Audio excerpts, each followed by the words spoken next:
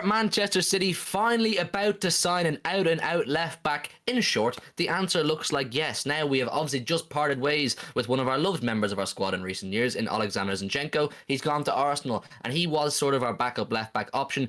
We decided to let him go, let him flourish at a new club and get the game time that he deserves, but we needed to fill this void. João Cancelo, as we all know, is not a left-back. He's just so good at being a full-back all-round that we've turned him into a left-back, and in my personal opinion, he actually is the best left-back in the Premier League right now, and he does a great job. But there is, if you want to fight on all four fronts, or win every single game like Pep and City clearly want to do, you need depth and you need different types of players for each position, so you can adjust and adapt your style of play depending on the opposition, depending on the circumstances, depending on the situation, the scoreline. All these factors contribute as to why a manager will pick what player for what situation. We are linked with two left backs as it stands. Reported this morning. It's been a slow week, I think, in Manchester City news, but now it looks like we've turned our attention since the breakdown of the Marc Cucurella deal to a left back, and we have gone further afield outside the Premier League, and the first person we are linked with is this 21-year-old Spanish left back who played under Vincent Kompany at Anderlecht, Sergio Gomez. He is a highly rated player, player of the year for Anderlecht, I think,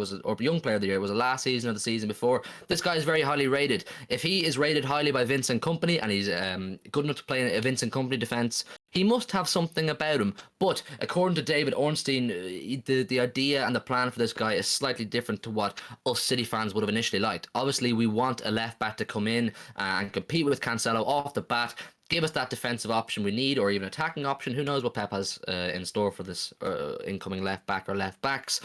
But it seems, like I said, according to David Ornstein, Sergio Gomez, who Man City have scouted extensively, is viewed as a high potential development talent. Man City remain in the market for a senior recruit at left back and are considering various options. Now, that would lead us to believe, Rebel, that Sergio Gomez, unfortunately, is going to be, should we get him, a CFG player. It does not seem like he is going to come in and be a first choice. He's not going to see much of the Etihad, unfortunately, for the first while. He will be loaned out probably to one of our sister clubs and learn his trade there, and we can keep a closer eye on him there. And when you're looking at previous CFG signings, not many of them really ever get a proper chance in the Manchester City first team. I mean, Zinchenko himself, he sort of did that, didn't he? He went out on loan for the first while. He came back and stuck to his guns and fought for his place. It's disappointing. I mean, it's a low fee. They're talking about 7 million euros or something like that, and a couple of add-ons for him, which is obviously good business. City might look to, develop him and sell him on for profit in the future. But in terms of what we need right now, Rebel, is a left back to come in and compete with Cancelo. I think I don't think you come in straight away and kind of compete. I don't think he'd be loaned out, man. The news is that we're looking for another left back, someone that is competing with Cancelo. But I don't see why not. If we're to sign him and to sign another one, Cancelo can shift over to the right. We were talking earlier. I mean, we're going to talk about eventually Gvardiol. He'll be here as well. If you're looking for that kind of defensively sound left back, it means Cancelo will operate on the right hand side on paper. So if you want to do that, then you can obviously switch it about with the defensive left back and have Sergio Gomez in.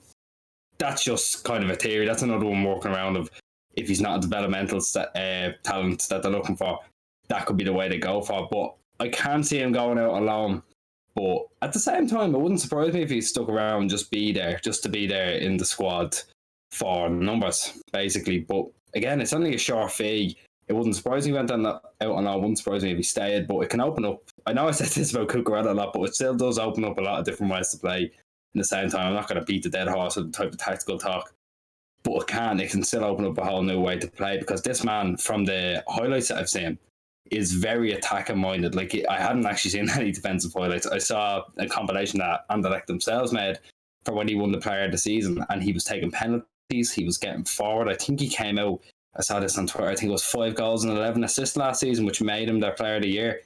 That's fucking brilliant. That's really, really good for a left back. And obviously he's a left-sided, left-footed centre back who likes to get forward. If it suits the philosophy down to the ground anyway. If he's as good as he seems to be, I know it's a different level of league. If he's as good as he seems to be, I don't see why he can't just come into the first team and challenge Cancelo. Obviously, City fans are calling for someone to come in straight away and challenge with Cancelo, but you have to bear in mind, you can't have 40 players in the squad, and you will never have the perfect amount of players in each position that can all offer the perfect things.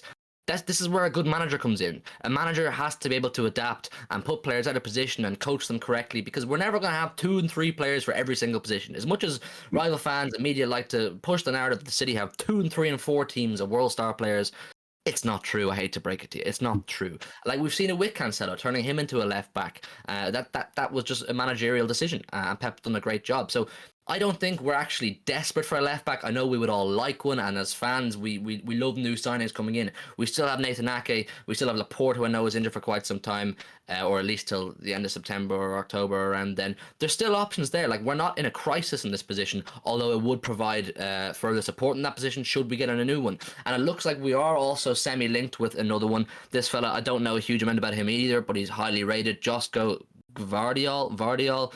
You guys in the comments can tell me how that's pronounced correctly. He is another highly rated left back who plays with Leipzig, like I said, but they have put a price tag of €80 million on him, and it's kind of mad to think, why wouldn't we pay the £50 million for Cucurella, but we're willing to pay in or around that for this Gvardiol if it happens. It seems like City are interested, and it's not something we've ruled out. But you also have to bear in mind, it's what the club value the player at. The club don't value Cucurella at 50 million. City don't. But they might value Gvardiol at 80 million. But you also have to bear in mind with Gvardiol, I did a bit of research into this. He has a release clause that becomes active next season or next summer, this time next year, of 50 million euros. So why would we spend 80 million euros right now when we can survive with the options we have at left back and then go and get him for 50 next summer? It's a funny one, and this is according to Bild or Bild or however you pronounce it, who were very on the ball with they are very on the ball with German news. They were very on the ball with Haaland news throughout that saga. Like, they seem to have their finger on the button when it comes to German football, and of course he plays his football in Germany. So I think there is a fair bit of truth to this. Whether City go and pursue this 80 million price tag that Leipzig have put on top of this guy's head, I don't know.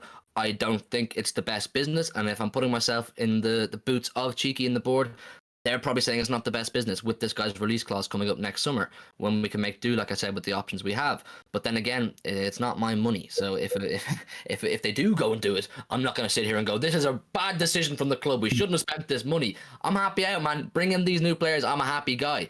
But it's an interesting one. I believe Cheeky has, or maybe it was Cheeky or someone else, or someone else on the board has gone and actually watched at least one of, if not both of these players in person recently.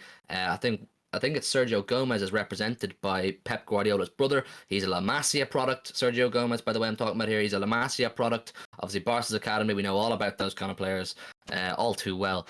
Rebel Gvardiol for 80 million, like I said, it's a lot of money, but it's not our money. I'm definitely in the same camp as it. I think it'd be better business to wait to wait for the 50 million release clause to kick in. I think, again, from the very little I've seen of him, he's very good. He operates in that weird tree that Leipzig play. But he's definitely someone who can come in, and again, he can open up more paths like Cancelo again. He can just tuck in and do whatever he wants. That's bringing in a defensively sound left back. That's what I think the goal is in this scenario. But I think waiting the year to get him in for the 55 million or 50 million euro release clause and having someone like a Gomez that can sit in, I think that could end up being the best way about it, because I haven't actually seen many other links. The only other links I've seen are proper centre backs. Like, I think there was something earlier about Indicala said fucking what's his name? Fofana. He had mentioned Fofana, and that's very like he has an £85 million release clause, or it's like an £80 million price in his head. It's not going to work. So if you want to wait for the year and get in a good defensively sound left back who plays as a fullback as well, can be the successor to a Laporte or a Stones who are both gone 29, then you wait for it. But if they feel like they have to go out and get someone, which again, if you're getting Gomez, you don't really have to, then pay the 80 million. It's not my money, it's not your money. We're not really going to care if you get a big signing to get a big signing. They've made enough money in player sales to go out and sign someone new. You know what I mean? I'm calm either way about it. But if they turn around tomorrow and said, yeah, we're signing them, I wouldn't have an issue. If they turn around tomorrow and said, we weren't going to sign them, I wouldn't have an issue. There's also a Joshua Wilson-Esbrand that we're forgetting very quickly.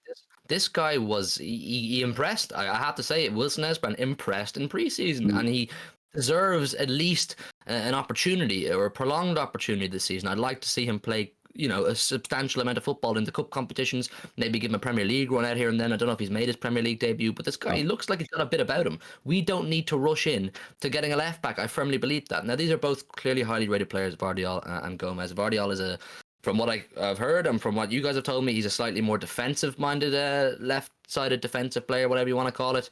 And Gomez is slightly more attacking. You said his highlight reel was quite impressive from an offensive point of view.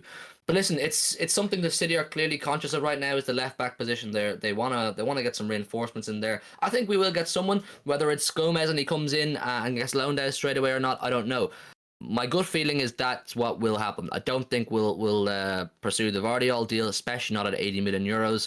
When we saw how we behaved with the 50 million price tag for Cucurella, I don't see City going out and doing that right now. I think we're perfectly competent with the players we have in those positions right now, and we should all be fine with that. Genuinely, as City fans, we should be perfectly calm with that. Cancelo is a wonderful left back. You've got Ake who can play there as well, and then you've got Wilson Esbram. There's three very good players, all at different stages of their careers and can offer different things. Calma, people, calma. It's all coming. The season is coming back this Sunday. West Ham away. We will be doing a watch along. We'll be doing a preview review. All the usual match day content is back on your screens, and we are so excited. New ideas, new prospects, new production upgrades. Plenty to look forward to. We've just passed 3,000 subscribers. The new goal is 4K by Christmas. Get down below, hit the big red subscribe button and help us get to 4K by Christmas. Join the community, hit the like button, hit the notification bell so you never miss an upload. And we'll see you with a new video tomorrow, or else with the West Ham preview on Friday or Saturday, depending on when we get time to record it. Good night and God bless.